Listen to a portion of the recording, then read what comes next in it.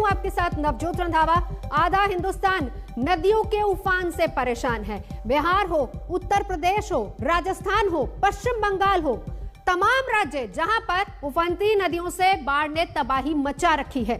उत्तर भारत की तमाम बड़ी नदियां खतरे के निशान को पार कर चुकी हैं या फिर उसे पार करने की ओर बढ़ रही हैं। यूपी की बात करें तो गंगा, यमुना और चंबल हो या फिर बिहार में गंगा और गंडक हो या फिर कोसी ही क्यों ना हो, या फिर मध्य प्रदेश की नदियों की बात कर ले जिसमें चंबल और सिंध, भारी बारिश के बाद बांधों से भी पानी लगातार छोड़ा जा रहा है। नदियों में उफान है और इसी वजह से शहर और गांव जलमग्न होते जा रहे हैं।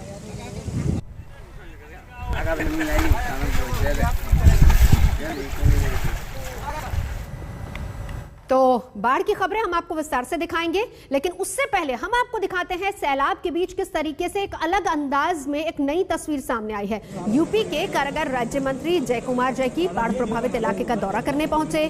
जयकुमार जैकी औरैया में बाढ़ पीड़ितों के बीच राहत सामग्री बांटते नजर आए।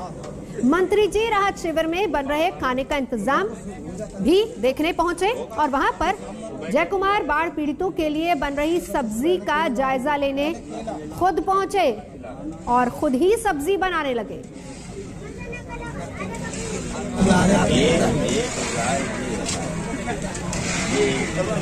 छोटी छोटी बातों के लिए व्यवस्था करनी पड़ेगी, परेशानी होगी। इन सबको देखते हुए जैसा आपका मन हो ऐसा करना। हम लोग स्थायी समाधान शासन में कल समझ लो, हम लोग समीक्षा आज रात में डीएम साहब कर लेंगे, बात कर लेंगे। अगर ये पॉसिबल होगा कि ऐसा हो सकता है तो ये मान के चलना कि कल तक हम लोग इसका सब ड्राफ्टिंग जो भी एसडीएम साहब जैसे लिखा पढ़ी करना होगा करके भिजवाने की कोशिश करेंगे और सप्ताह भर में रिजल्ट भी आने की कोशिश रहेगी। मुख्यमंत्री जी बढ़िया आदमी है, ठीक है ना, वो ये चाहते हैं कि लोगों का स्थायी समाधान हो। भी है,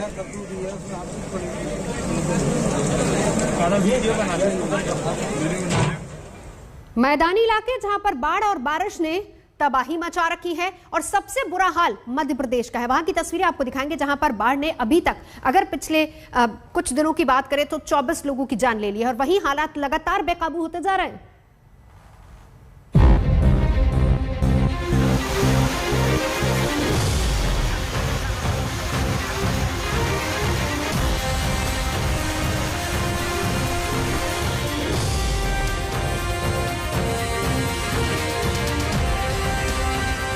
बारिश और बाढ़ की मार के आगे मध्य प्रदेश में जिंदगियां बेबस हो गईं। नदियां विकराल रूप ले रही हैं, नाले उफान पर हैं और सैलाब सा बढ़ता पानी शहर शहर में कहर मचा रहा है।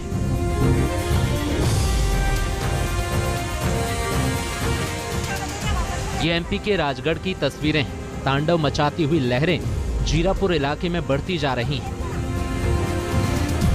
तेज बहाव के साथ आई इस आफत का असर क्या हुआ, अब वो भी देखिए। बाढ़ का पानी घुसने से पूरा का पूरा गांव ही तालाब में तब्दील हो चुका है। मकान डूब गए हैं। स्कूल के चारों ओर दरिया बन गया है। पानी इतना तेजी से बढ़ा कि अब बस मंदिर का शिखर ही नजर आ रहा है। छापी डैम का पानी जीरापुर ब्लॉक के शमशान घाट में भी भर गया है। शमशान घाट के गेट से लेकर अंदर तक पानी ही पानी नजर आ रहा है। अब विदिशा का हाल देखिए, पूरा का पूरा गांव पानी में डूब गया है। तेज बहाव के साथ पानी सब कुछ बहा ले जाने की कोशिश में है और बचने के लिए लोग अपने घरों को छोड़कर भाग रहे हैं। मध्य प्रदेश का श्योपुर भी पिछले कुछ दिनों से सैलाब का संकट झेल रहा है। 3 अगस्त की ये तस्वीरें अब सोशल मीडिया पर वायरल हो रही हैं। यहां बाढ़ की वजह से 4 दिन तक इंटरनेट की सुविधा बंद थी। इंटरनेट बेहाल होते ही बाढ़ में डूबे शहर के अलग अलग इलाकों की तस्वीरें सामने आने लगी। सीप नदी में आई बाढ़ का पानी शहर में हाहाकार मचाता दिख रहा है।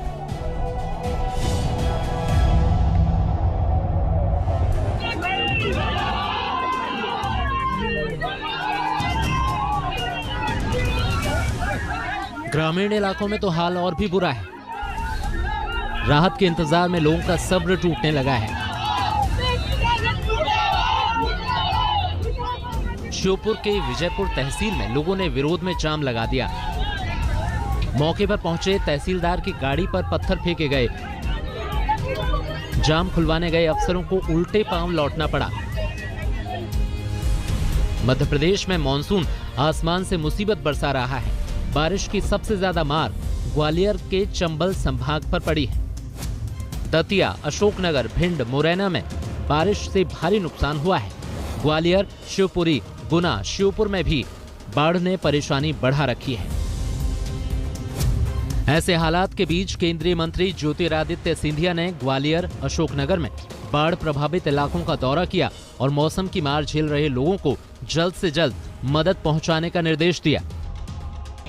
जो राहत के लिए मैंने कहा है कि एक पूरी मैपिंग की जानी चाहिए कि राहत अनाज, संसाधन, घर किस पैमाने पे जल्द से जल्द हम लोग दे पाएँ।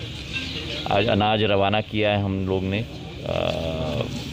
श्योपुर के लिए, ग्वालियर ग्रामीण के लिए, और उसी के साथ जो तीसरी पहल है कि अधोसंरचना में जो डैमेज हुआ है उसे कैसे जल्द से जल्द हम लोग ठीक कर पाएं। बाढ़ और बारिश से एमपी के 1250 गांव प्रभावित हैं। बाढ़ की चपेट में आने से 25,000 से ज्यादा मकान तबाह हो चुके हैं। राहत और बचाव के लिए एनडीआरएफ की 8 और एसडीआरएफ की 29 टीमें तैनात की गई हैं और अब तक करीब 30,000 लोगों को सुरक्षित जगहों तक पहुंचाया गया है। बाढ़ में फंसे लोगों को निकालने के लिए एयरफोर्स के भी 3 हेलीकॉप्टर तैनात किए गए हैं।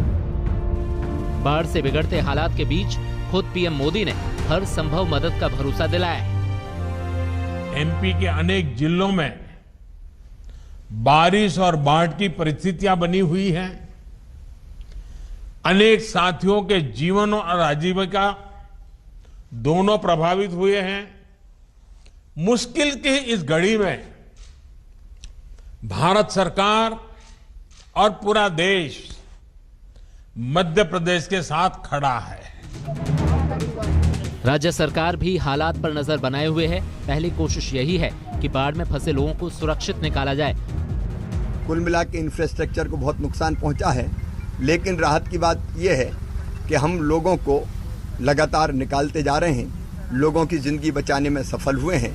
बाकी राहत के कैंप लगाना, भोजन की व्यवस्था करना, बाद में पानी उतरने के बाद और कई तरह की व्यवस्थाओं में दिन और रात हम लोग जुटेंगे।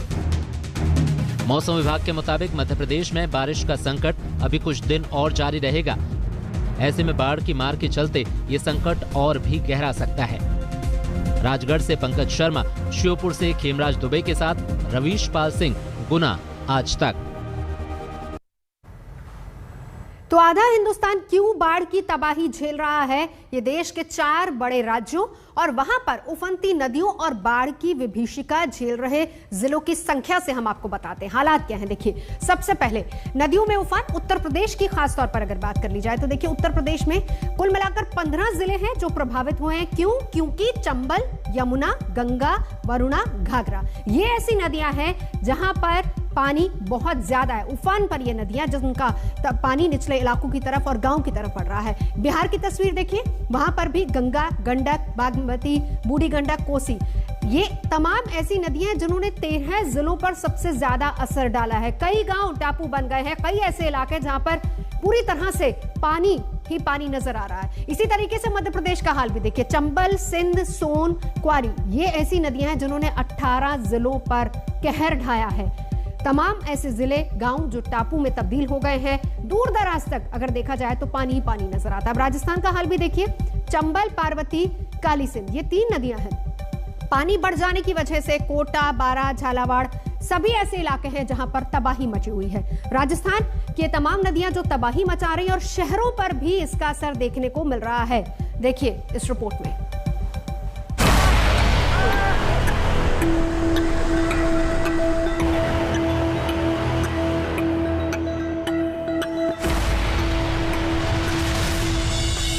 लहरों के उफान के बीच ये लापरवाही की तस्वीरें हैं।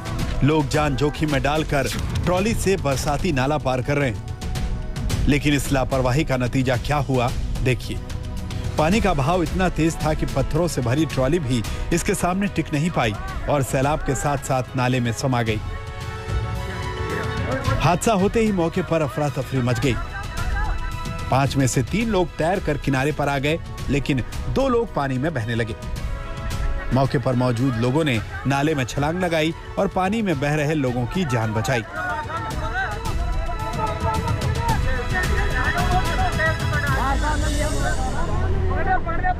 हम जब वहाँ खड़े थे, जब उधर से ट्रैक्टर आया था, उसमें 5 सदस्य बैठे हुए थे, तो उन्होंने जैसे आ रहे थे ट्रैक्टर पर के उधर से, तो रास्ते में क्या उनको पानी ज़्यादा आने के कारण गिर गया नीचे, तो उनको बचाने के चक्कर में हमने पहले कूद दिया उसमें और 2 बच्चे की जान बचा ली हमने। आदमियों की 5 आदमी थे उसमें, फिर 3 को बाहर निकाल के किनारे लगा दिया। उसके बाद 2 सारे को निकाल के सुरक्षित बाहर निकाल दिया।